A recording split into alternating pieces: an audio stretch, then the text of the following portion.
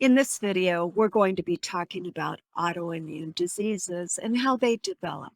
For those of you who don't know what that is, autoimmune diseases are a group of disorders that occur when the immune system mistakenly attacks the body's own tissues. So your body is essentially attacking itself, which can cause serious damage. Today, I'm going to talk to you about how these diseases develop. Autoimmune diseases are on the rise. Over 23 million people in the United States have an autoimmune condition, and the number is growing. Healthy immunity is necessary and provides us with a defense against diseases. Our immune system identifies potentially threatening signals in our environment, aka stranger danger, and with various molecules, it mounts an appropriate response, allowing repair of damage that results from that danger. Before we dive into more about autoimmune disease,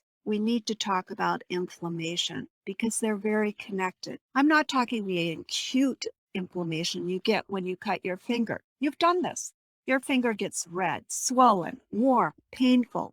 Rubor, tumor, calor, dolor, classic signs of acute inflammation. We need that response to protect us. But there is a balance in a healthy immune system. It knows when to turn down the flame. It does its job of protecting us, and then it stops the acute response. Also, it does not respond to self, our own tissues, the microorganisms that live within us, food, environmental triggers. This is called tolerance. And that's a healthy immune system. But if that tolerance goes haywire, we end up with autoimmune disease, chronic inflammation, a low level of that rubor, tuber, calor, dolor, self-directed inflammation at our own tissues. Some of the more common autoimmune diseases include Hashimoto's and Graves' disease, both affecting the thyroid gland. Less common autoimmune diseases such as vasculitis affecting the blood vessels or systemic sclerosis causing hardening of the skin can be very serious. For many with autoimmune disease, it may take time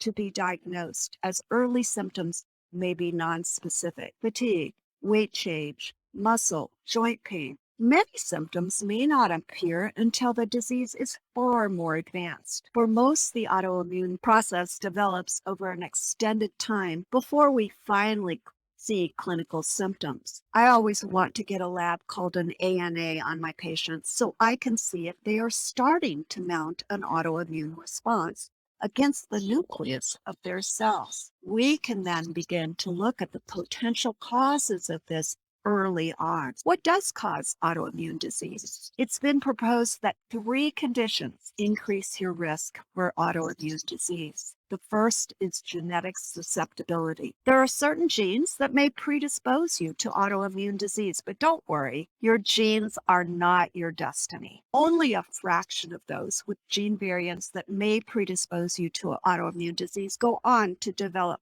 full-blown autoimmune disorders. Genetics loads the gun, but environment pulls the trigger. And that's the second condition required: environmental triggers. These are varied and differ for each person. That is why if you have autoimmune disease or are concerned you may have it, you may need a knowledgeable functional medicine physician to help you figure out the puzzle of all the possible potential triggers. Some of the triggers can be things like toxins, mold, heavy metals, pesticides. Infections can be triggers. Lyme, Epstein-Barr. Nutrient deficiencies can trigger autoimmune. Many times the trigger can be stress or even trauma in the distant past. A highly inflammatory, typical American diet can also tip the scales.